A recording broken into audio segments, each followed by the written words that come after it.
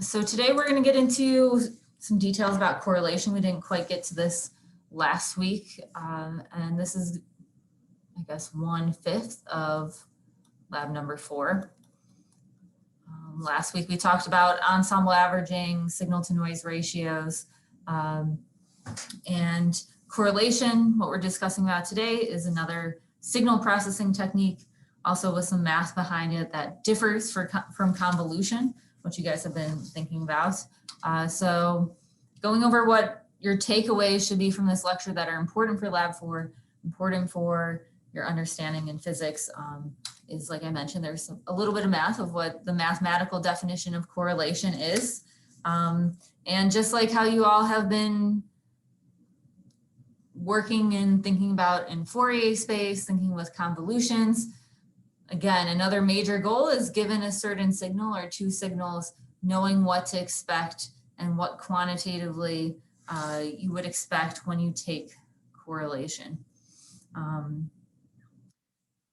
We'll highlight how correlation and convolution are different.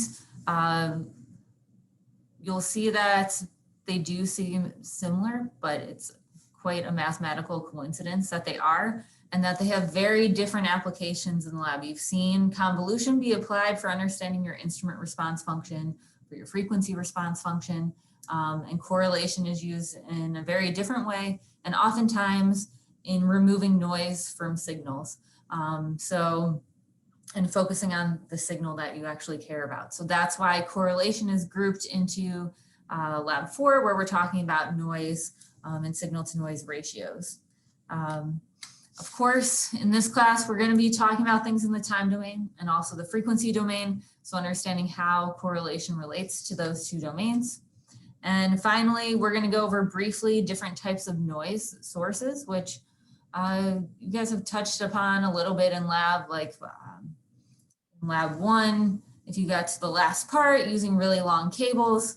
There's been some environmental noise, I think, in some of the other measurements. So noise is the last part of lab number 4. So I want to make sure that we at least get an idea of what we mean by getting into the details of noise and those different sources. Okay, so just spend a whole slide using this term correlation and the big question is, what is correlation? And correlation is used quite a bit in scientific terms, or even in the media and literature, where you might say, oh, there's a scatter plot, and if X and Y show some linear trend, you say that's correlated, versus if it's a completely random scatter, they'll say it's not correlated. So if you are big statistical nerds, if you read like 538, you might be familiar with this definition of when people are saying correlation. So that's kind of a casual definition of correlation, and that means something very different than how we're going to be using correlation in terms of signal processing. Here, when we say correlation, we're talking about the measure of the self-similarity between a signal and itself, or a measure of the similarity between one signal and another, versus time. So we're talking about this in the time domain.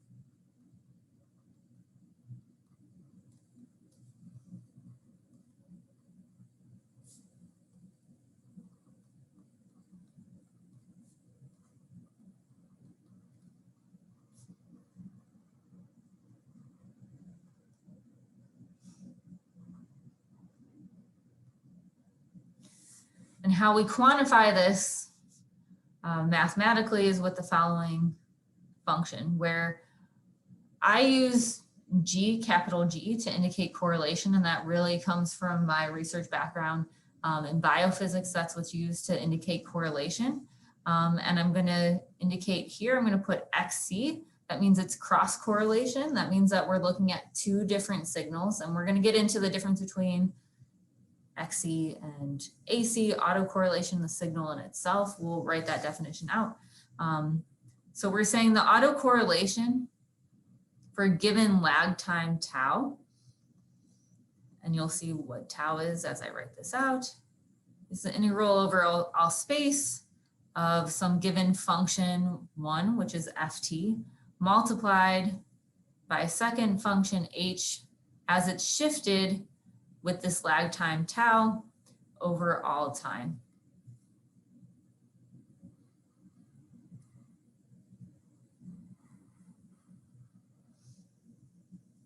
So tau here is what we call lag time. This is going to be a correlation function.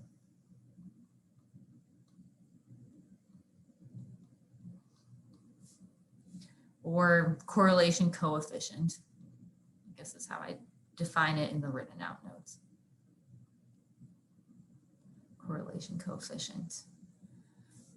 This lag time is how much you're shifting your signal based on this lag time.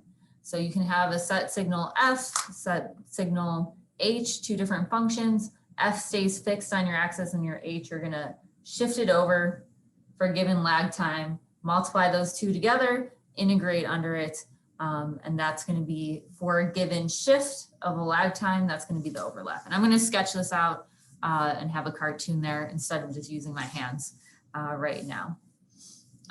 So here I said XC means cross correlation. So that means f of t does not equal h of t. Our two functions are different. But if we have f of t equal to h of t, if it's the same, then that means we have autocorrelation. Auto just indicating that it's the function, the self-similarity of the function with itself. So I'm going to write that out as our correlation coefficient G with a little subscript AC to indicate that that's autocorrelation. And then this simply becomes f of t times itself shifted by a set lag value tau dt here. So there's only one, f of t is just your one signal or function that you're comparing to itself.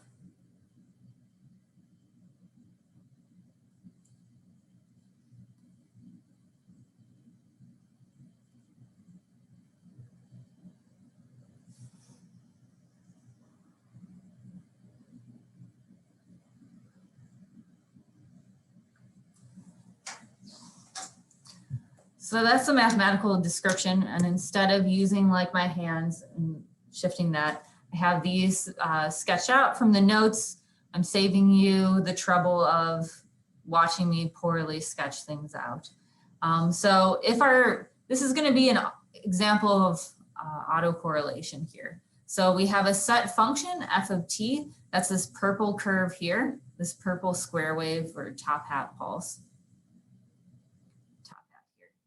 So here it's centered at x equals 0, this top hat function. And I'm showing for some arbitrary lag value, this positive plus tau here. You can see that we shifted over by this value of tau. So that's the first step of autocorrelation is first shift your function over by some set value tau.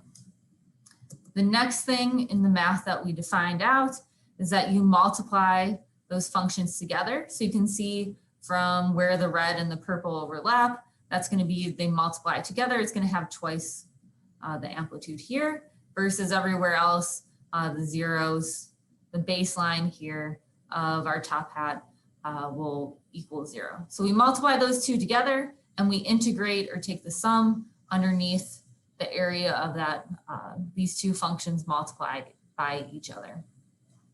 We then, after we take the integral, that's going to give us a single value, a single number. And what you plot then is that value versus tau. So that's the value for our correlation coefficient here is the sum underneath this area of the curve. So for this value of tau here, we get this value here, this single point.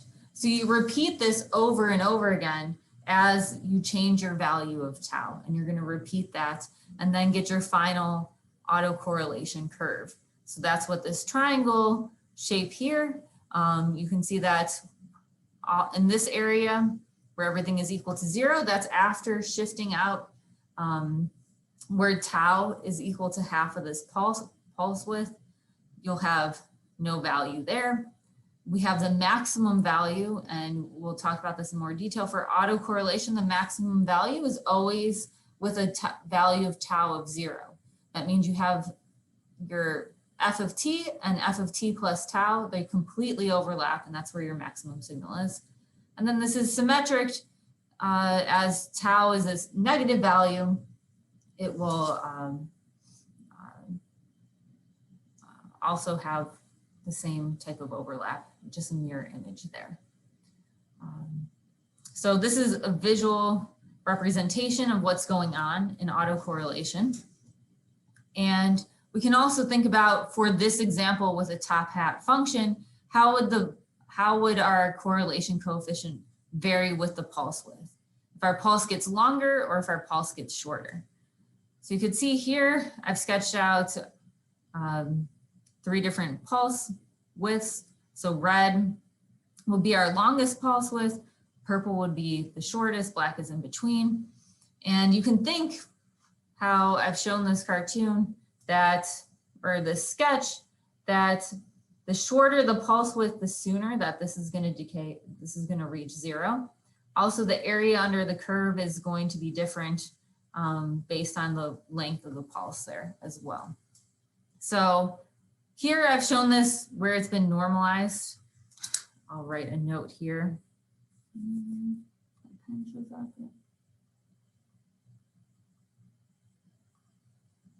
This is going to be normalized data where the maximum value is 1.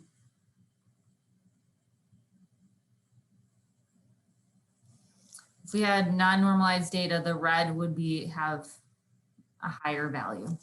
But you can see the important feature that I wanted to emphasize here is that a longer pulse width will have a slower slope. It will reach 0 after a longer period of time versus a shorter pulse width in purple over here compared, it will decay faster based on that pulse width. So with this cartoon or my sketches here, are there any questions so far about correlation with the equations I showed or these sketches? Is autocorrelation always going to give you an even function? No, so it won't always be an even function, and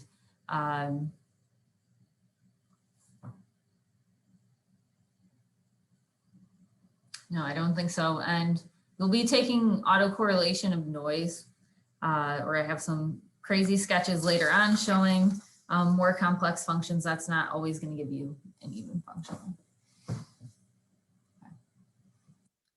Any other questions? Okay.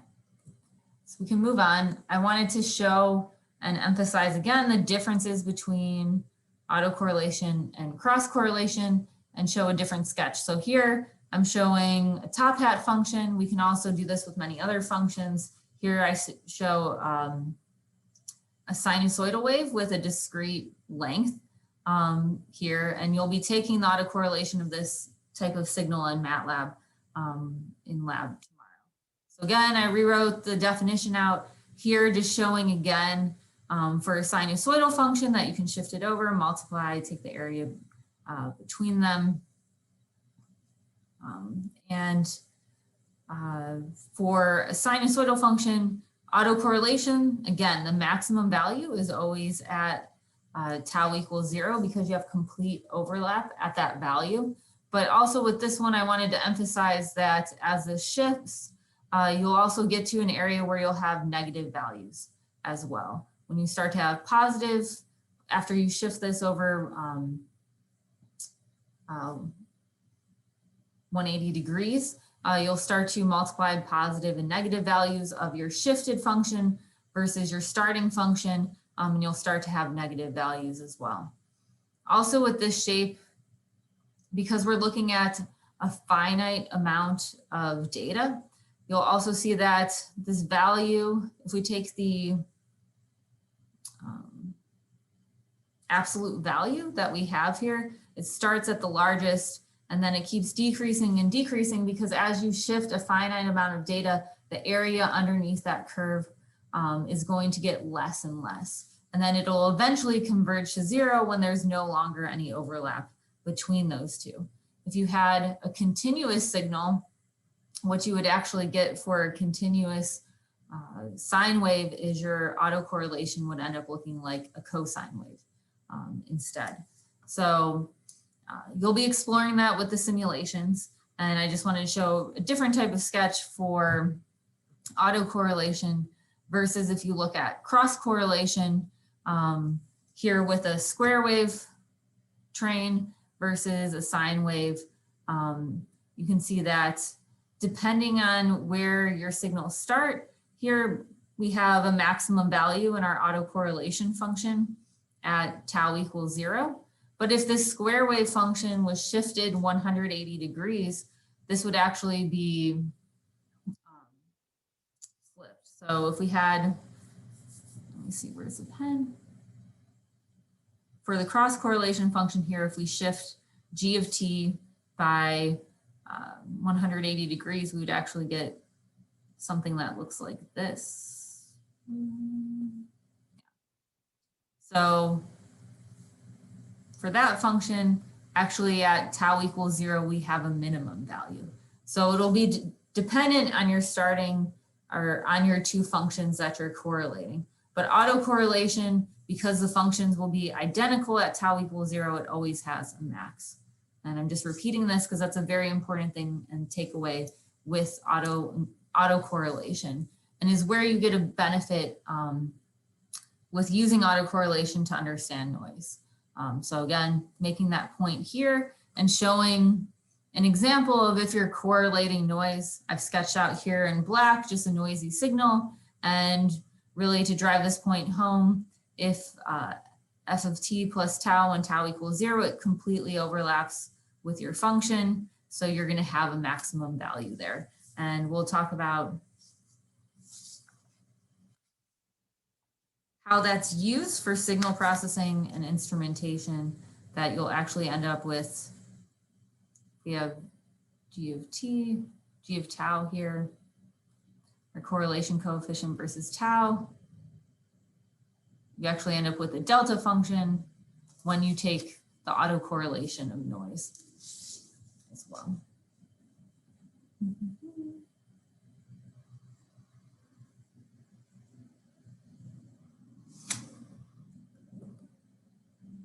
I keep forgetting where I have these animations. And again, another example of taking sine and cosine for cross correlation, that if you take your integral here at tau equals 0. So this is an example where your shift is tau equals 0. What you get out is a function that's symmetric around the y-axis there, or the x-axis. So then once you take the integral, all those values cancel out, and you get your starting point equal to 0 if you're taking cross correlation between a sine and cosine. And you get your maximum value at a phase of pi over 2, and then every multiple of pi, you're back to the 0 again. So these are some examples showing you for square waves, sine waves, top hat functions, that this is what I meant in one of the goals of being able to visualize what your resulting autocorrelation curve will be. So any questions about autocorrelation versus cross correlation?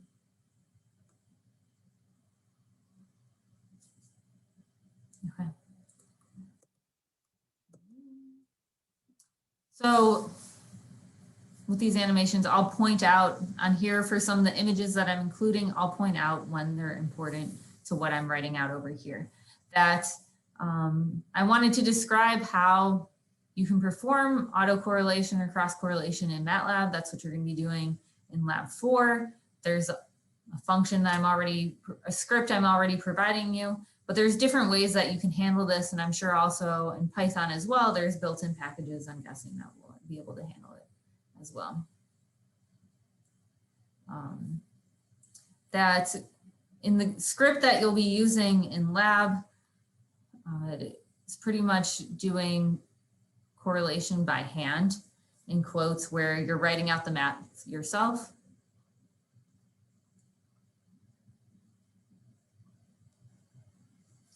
Where for taking the integral, there's a summation from I equals your initial time to your final time based on the length of your matrix. You're going to multiply your functions together based on a certain shift there and summing them together. So these are the relevant lines of the code that is being done by hand. Where you can see that there's a sum for taking your integral. This is the multiplying of those two signals. This is your lag time tau. So this is the relevant lines in the loop for doing autocorrelation or cross correlation in that script. But I also wanted to note that there's a built-in function as well, xcor, which I've included the help file here. If you hit F1 while your cursor is over that function xcor, and you can see how that's done.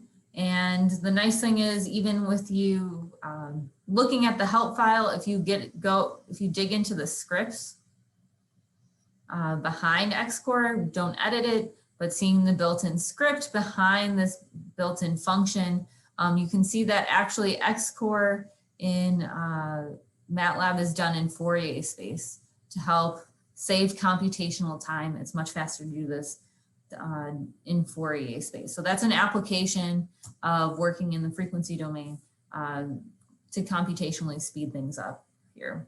And also this xcor has some nice live demos as well if you want to understand correlation better. And then finally, I also wanted to note that there's also xcor 2 in MATLAB, which allows you to take cross correlation in 2 dimensions. So this is important in image processing. And you can view this as your function as being in X and Y, and you're multiplying it with some spatial lag. I'll write chi here, and Y plus gamma, where these are your spatial lags. So we've really been focusing, and you'll focus in lab, and taking correlation in time, but you can also do this in space as well. So you can think about if you're looking for periodic patterns, that taking correlation over images will help you understand, let's say, like the spacing in crystals, or if you're trying to find specific structures. I'll show you an example later where this was done to identify protein structures and some microscopy images as well. And I guess I said finally for this, but actually the last thing I wanted to mention is that when you're trying to understand the math behind how this works, you can also look at like simple numerical calculations, where here, I think I have some examples maybe linked in the notes, or if you go, and I think those are for some YouTube videos where people are showing really step by step for like a matrix doing correlation. So if we have a vector here that's just has these values 1, 3, -4, 5, 2, 0, we want to look at the autocorrelation of that at a time lag of 0 or time lag of 1. You can see that we shift this matrix over, multiply them, and then get these values, sum them up together, and that would be your value at G of 1. And there's videos, those links I include, those videos show you then doing this for all of the time lags to then get your final correlation coefficient function out. So all of these resources in MATLAB, looking at how these functions work behind I guess, the black box that is the script, that is the built-in functions, or looking at these very simple matrix calculations can help you better understand what's going on in correlation if you're having trouble with understanding that. So that's specifically in MATLAB, and I'm going to shift gears a little bit now to talking about, okay, we've just spent all this time talking about correlation. We've already talked about convolution before. Is there a difference between those two? And when do we use them in the lab, and why do we use them? Why are they different tools? So as a reminder, here's for correlation that we wrote out on slide 2.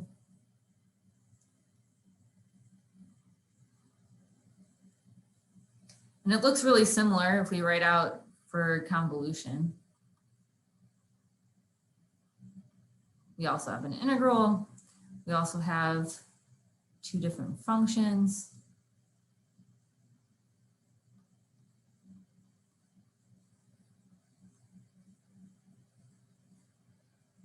If you remember this from the convolution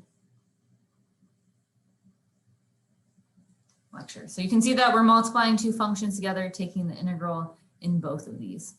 But there are some differences.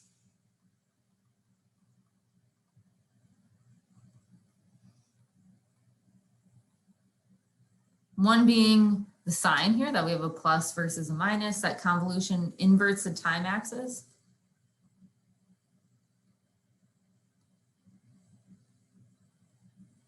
Or it'll take a mirror image. So that's one of the differences. And some of the similarities are that you're taking 2 functions to produce a third function.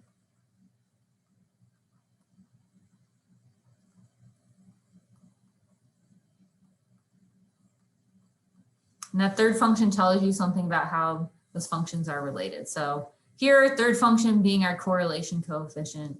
Here, our third function being the convolution function here. Both, this is in the real time domain. This is with your lag time.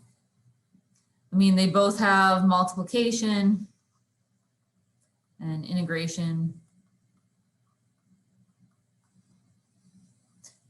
But all of these are pure coincidence or a convenient coincidence.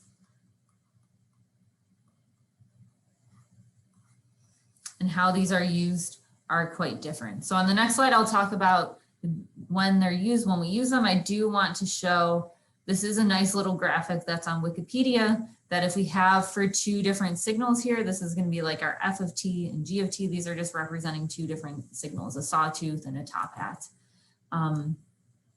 That they show in Wikipedia, you can see for each of these values, like this data point here is representing this convolution. You can see that for the convolution between these 2, that the red function was flipped. That's why I mean that it inverts the time axis or takes the mirror image. And the green point is the integral here after multiplying. And again, the blue point is showing what's on your convolution plot versus if you take the convolution of G and F and you get this exact same shape. If you take the convolution of F and G or the convolution of G and F, the order doesn't matter here. They also show this for correlation, where I guess Wikipedia is using this little star to represent correlation. And showing that the order will matter with correlation. So this is the correlation of F to G versus G to F.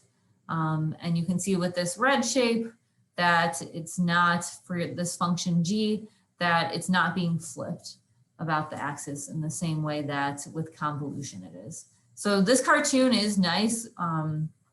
I refer to it sometimes when I'm doing work of, I'm getting a little confused with convolution or correlation. And that's why I wanted to highlight this, that it really shows visually what's going on between those 2 different functions. 2 different mathematical processes. And I want to emphasize, again, you use convolution, these differences between them, or these similarities are really coincidence, and how we use them are very different. And remembering how to use them in the lab is important. So the reason that you're learning about convolution in this course is what the whole point of lab 3 was, of determining the measurement of determining the effect of taking your measurement on your signal, how they affect one another.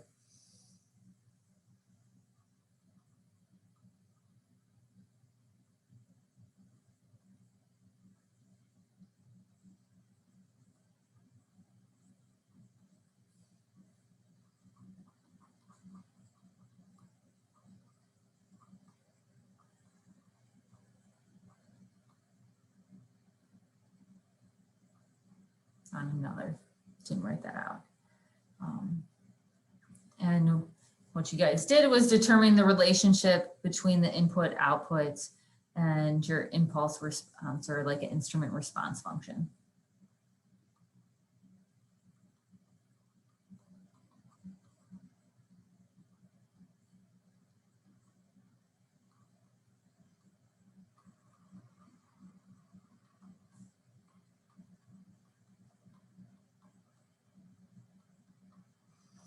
So showing this from the lab 3 solution guide, we're using a short square wave pulse, single pulse from your ARB here, high voltage,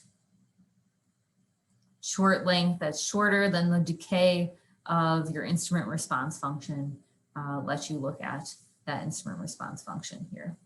So that's, you guys are well versed in how convolution is being used for that.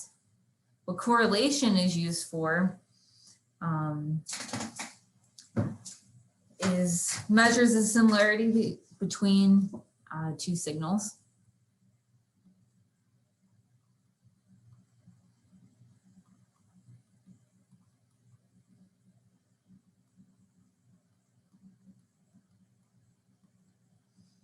So an important application of that is being able to detect a waveform from noise.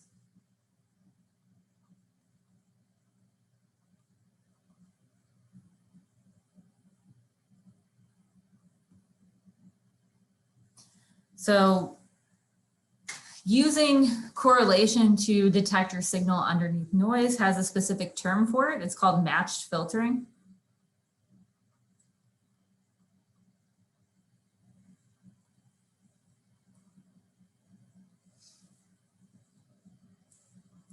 So it's a way to detect a signal from white noise, completely random white noise.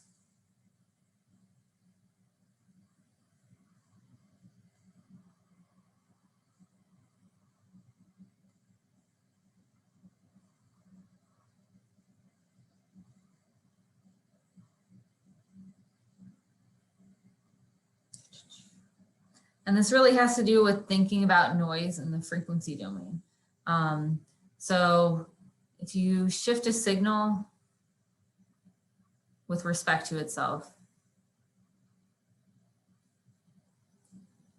in the time domain,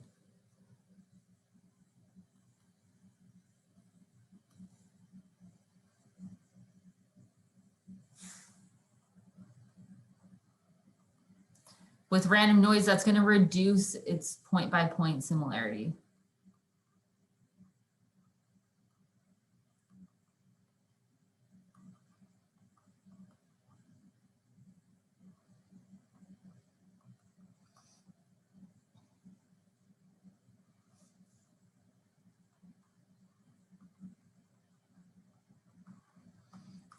If it's just noise. So I have that sketched out here where, again, I sketch out like a really noisy signal.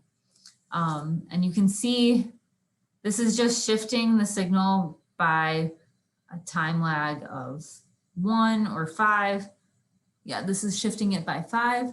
And you can see that even just shifting this, even a very small amount, that the noise becomes very non-self-similar as soon as you start to shift it. That the broader the frequency bandwidth of noise, the narrower it is in the autocorrelation. So this is showing here autocorrelation for this very noisy signal, that for a noisy signal, like I already mentioned, you're going to have something that's very close to like a delta function.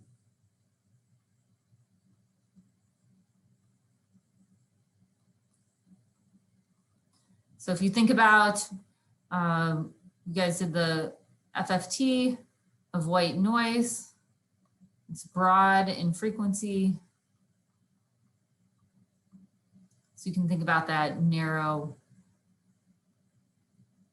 in time, since these are conjugate variables.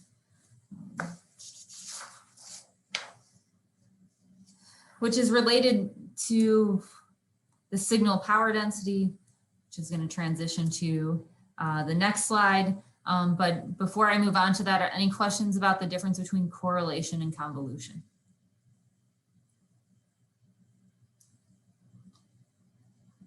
Okay. So again, a little bit more detail with autocorrelation. We're going to talk about the autocorrelation theorem and another application of how autocorrelation is used. And it's the relation of the autocorrelation of your signal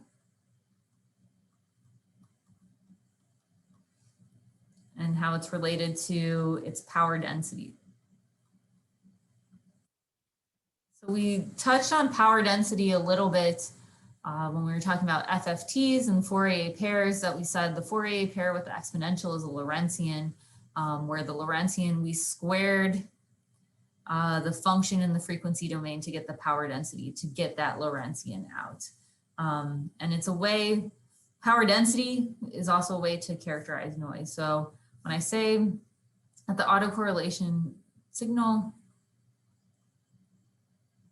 we want to write this out mathematically, that the autocorrelation of a signal is going to be the FFT of the power spectral density. If you remember, this is how we define the power spectral density, absolute value of your frequency function squared here.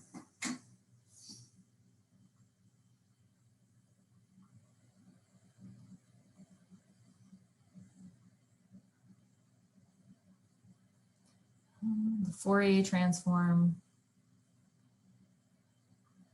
you want to write this in words, of the autocorrelation function of a signal is its power spectral power density.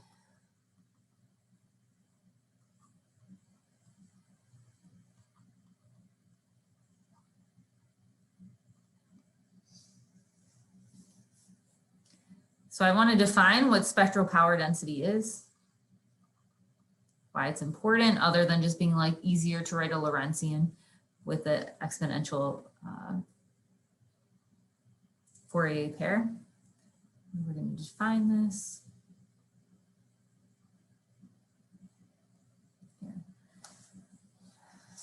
And what the spectral power density is how much power a signal has within a band of frequencies. And it's also related to the energy within that signal.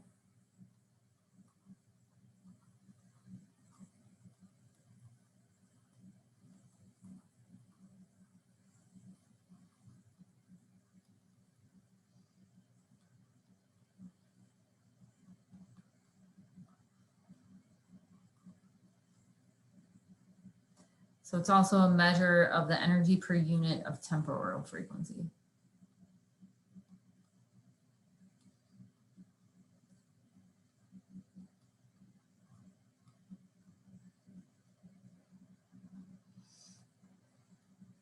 Hence the term power within this definition. So this autocorrelation theorem is really showing another power of the Fourier transform again, common theme in this class.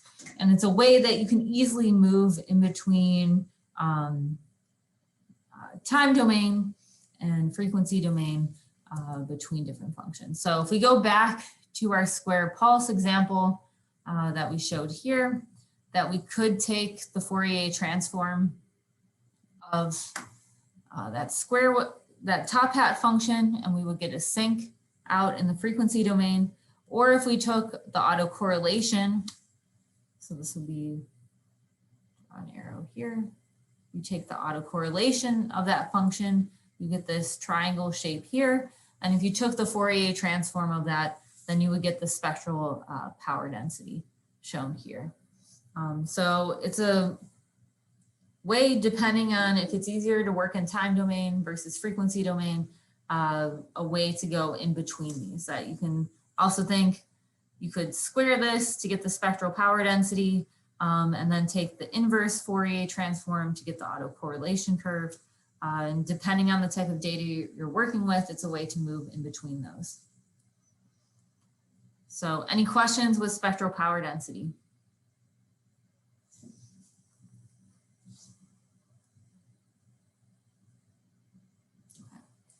And related to spectral power density, and we're talking about energy, is a related theorem that's also useful to know, Parseval's theorem or Rayleigh's theorem, depending on which discovery that you want to emphasize. And I'm going to write this out mathematically and then define it verbally.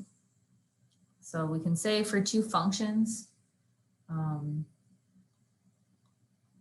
say for functions that are different here, where the star is indicating the complex conjugate. If we multiply these two functions together and integrate over time, that's going to be equivalent to doing the same in the frequency domain.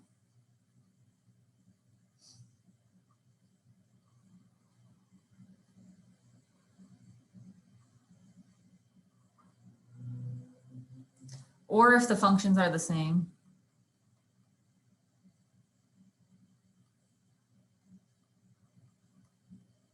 you could also write this as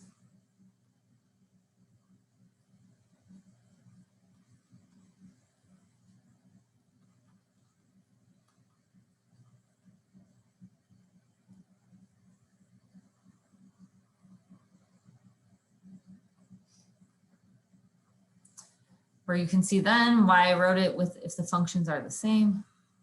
Because then this term here is looking like our spectral power density.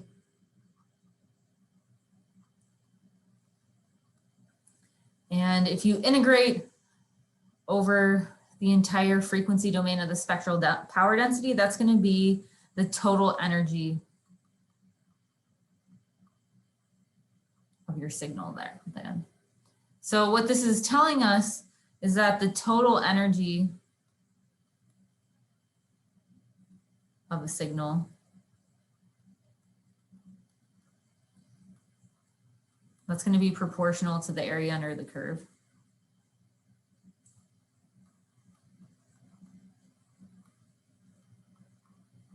And that's true in time or in frequency. So if you want to understand the energy of your signal, it doesn't matter which domain you're working in. If you integrate under that curve under all time or all frequency, you'll be able to understand the energy of that signal. So that's another application of spectral power density. And also, again, with working with these correlated, working with these conjugate variables, an important theorem of how they're related to energy. So any questions at all with correlation or any of these theorems, spectral power density?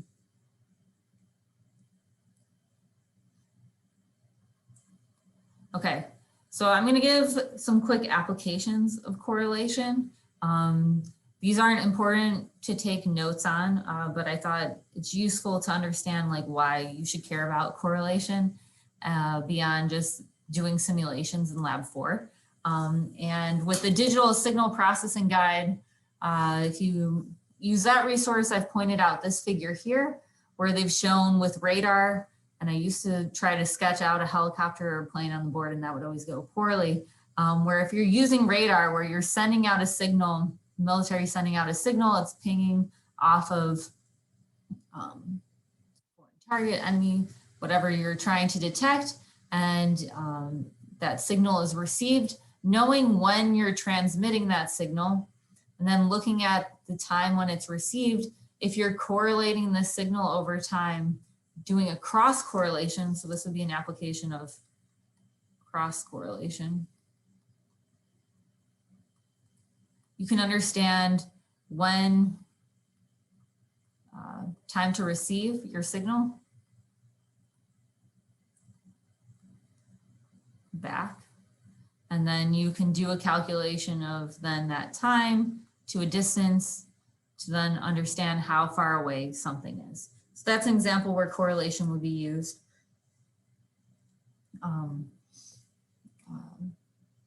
With cross correlation to get some meaningful information, I guess, with radar. And this is really like an idealized kind of signal. Clearly by eye, I would be able to recognize this, but you can imagine with radar, if there's a bunch of clouds, if you're sending out a lot of pulses, if you need very fast feedback and seeing how things are changing, you can see how correlation would be necessary to pick out this periodic signal versus the noise in the background. And like another example I have, which is related to actually some of my own research, is fluorescence correlation spectroscopy. This is used in biophysics, it's used in polymer science as well, where here you would have a focused laser beam. That's what this green shape is here. And you would have something diffusing around in solution, and it has a little glowing tag on it, something that's fluorescent, hence the name here. When something diffuses into this spot, you'll see an increase in intensity. So just like this 1D signals that you're using in lab, that's what we would detect in this type of measurement. And you would see an increase, yeah, here, in intensity. So that's what these little blips are here. That's something that's entering this laser beam, and we can see that it's present there. Depending how large that is, or if it's an aggregate, if it's a larger biomolecule, if it's maybe anchored onto a cell membrane, that might be diffusing slower versus faster. So just like our square wave top pulse, if these are, here I'm showing like these little blips, versus if we saw something that's diffusing slower, we'd get a signal that would take longer to decrease because it would be present in this focal volume, this laser beam longer, we'd see these longer increases in intensity. So then if we took the autocorrelation of that, we can then relate it to how fast something's diffusing. So this red curve here is the decay for something that's 2 nanometers in size versus if we have something 40, 100 nanometers. So this is related to like Stokes-Einstein and hydrodynamic radius, which I'm just throwing terms out at you, but those are related to diffusion.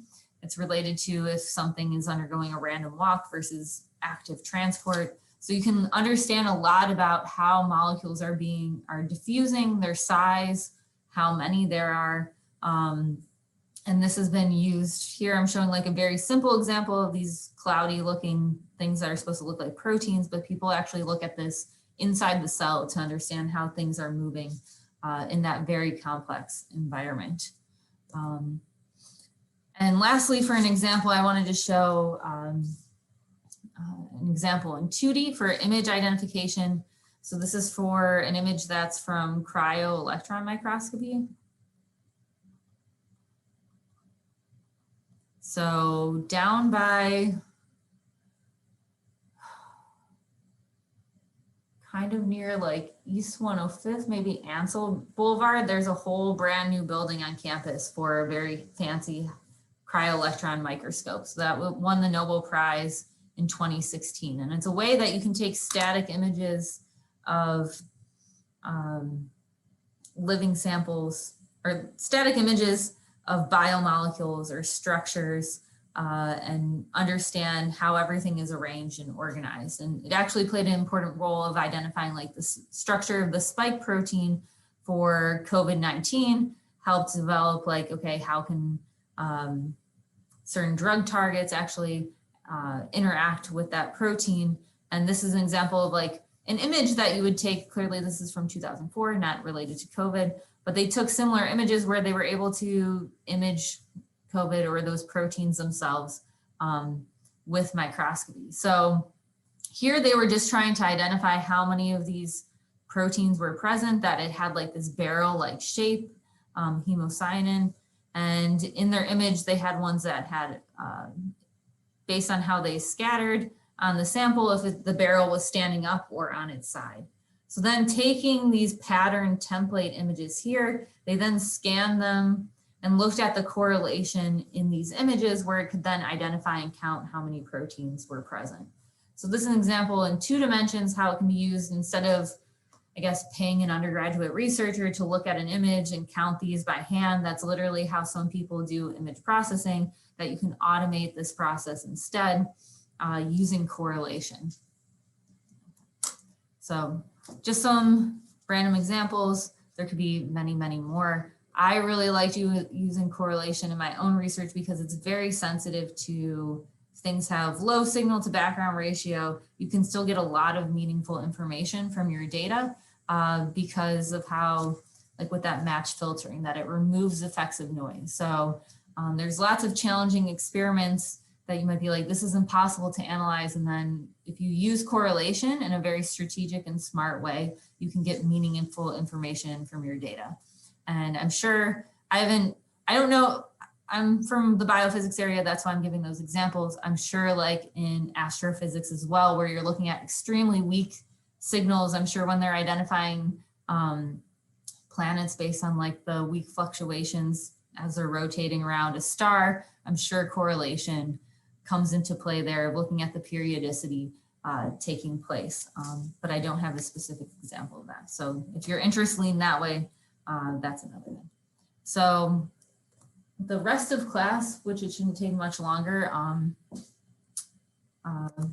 guess I have only 2 more slides to just mention some things about noise. So you guys are in a good place for lab number 4.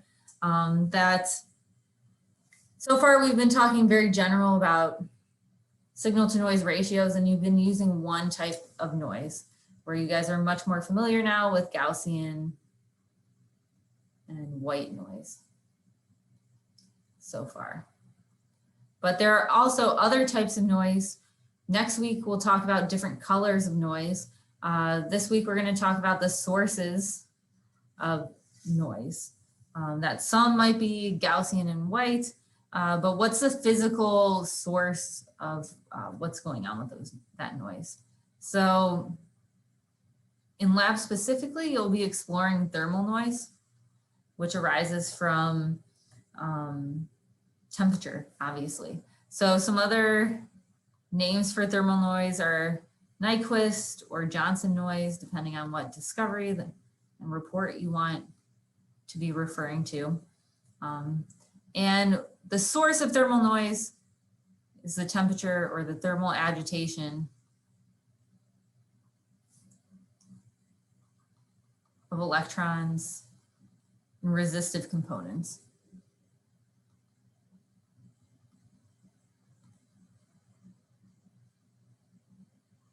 And this causes voltage fluctuations.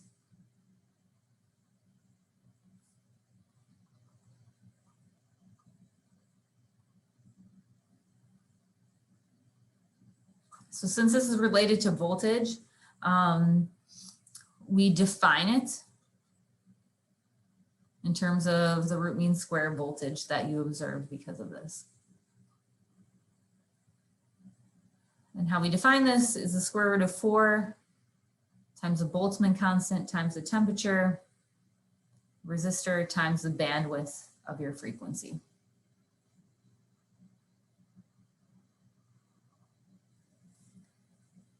Where here, T is temperature,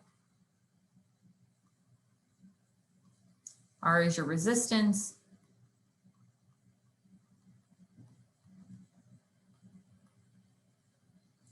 and B is the bandwidth of the frequencies that you're observing.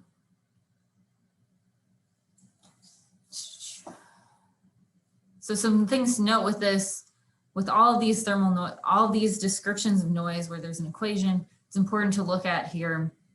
What can you control to change this noise then? It means that you have a knob of looking at the temperature, the resistance, or the bandwidth of your measurement, but those all have benefits and drawbacks, and we'll talk about those next week. So some things to note with this is that it doesn't average out to 0.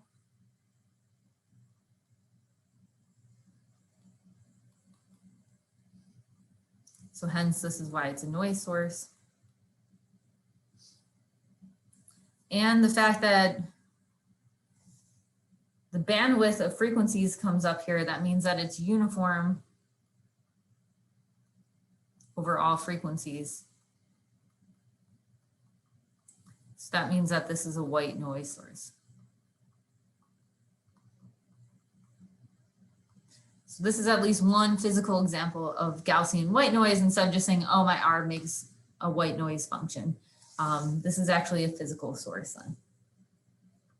Another white noise source is shot noise. So this has to do with statistical fluctuations related to the quantized nature of working with electrons. So quantum mechanics is showing up here.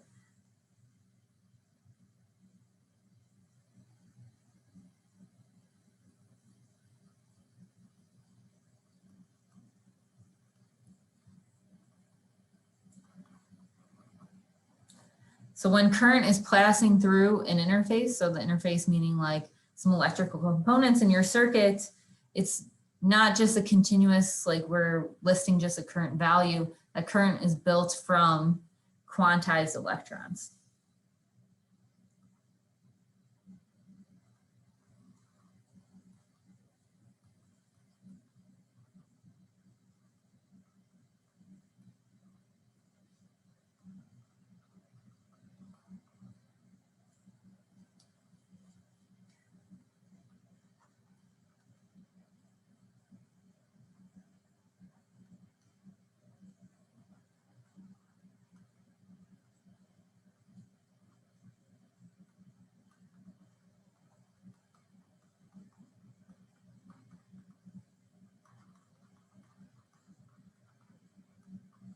So those are subject to statistical fluctuations there. So that leads to some noise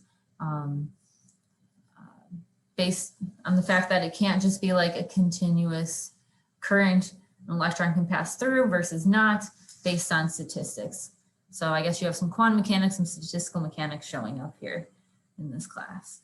So since this is related to the current, we're going to define shot noise based on the RMS value of the current, and that is related to the square root of 2 times the fundamental charge of an electron, your DC current times the bandwidth.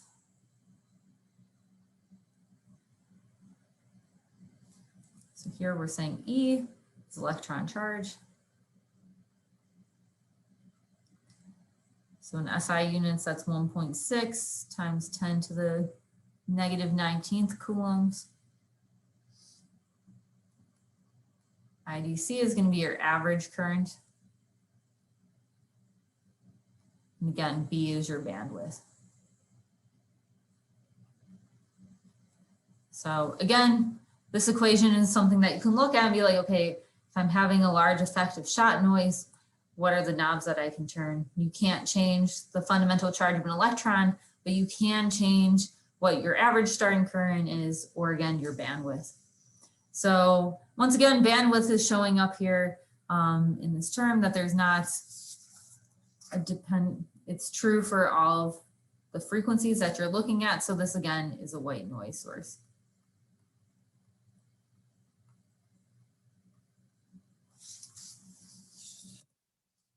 And then finally,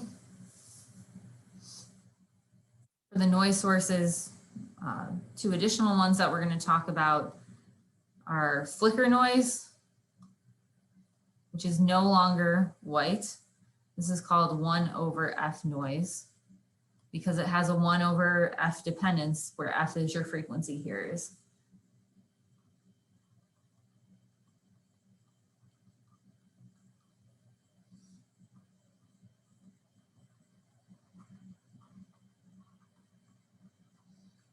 And this becomes significant less than 100 hertz or so, which is why I have this plot shown here that you can see. This is the cutoff, where here is your more general white noise, maybe your thermal noise, your shot noise. But once you're at lower and lower frequencies, you see this 1/f linear dependence here.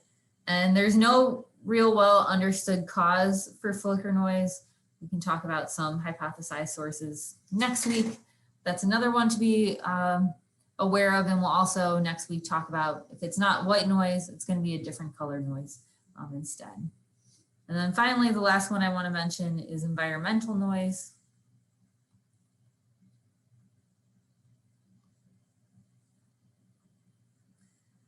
So your instrument can be viewed kind of as a radio antenna, picking up many frequencies around it. So things that are conductive in your instrument.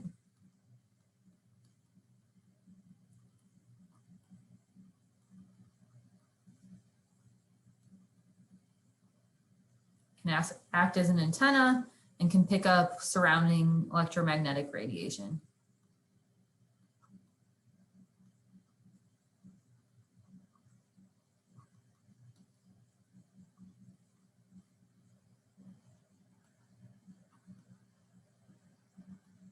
And convert it to, and then we'll convert it to an electrical signal.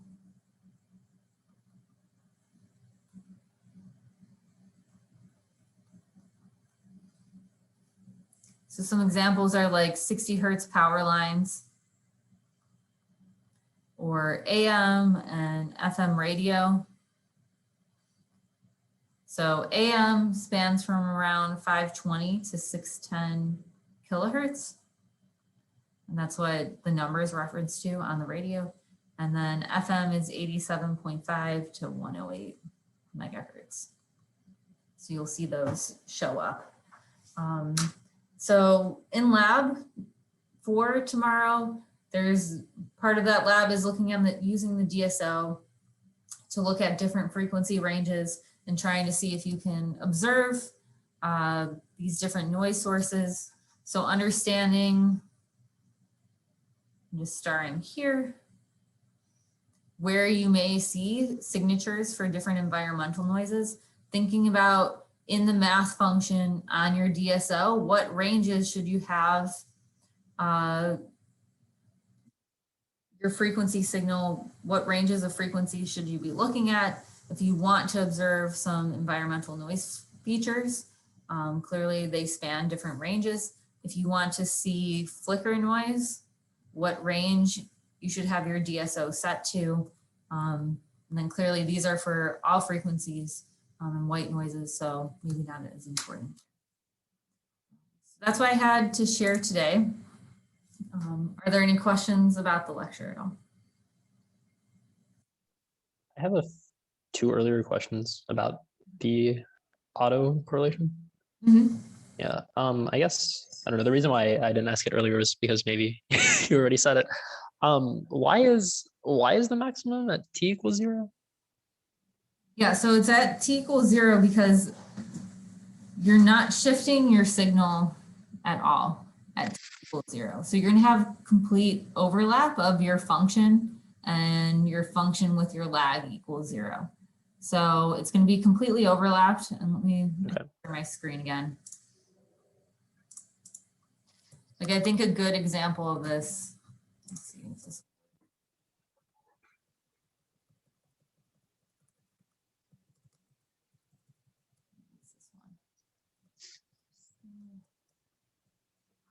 Is like a noisy signal that here I've just sketched them overlapping each other.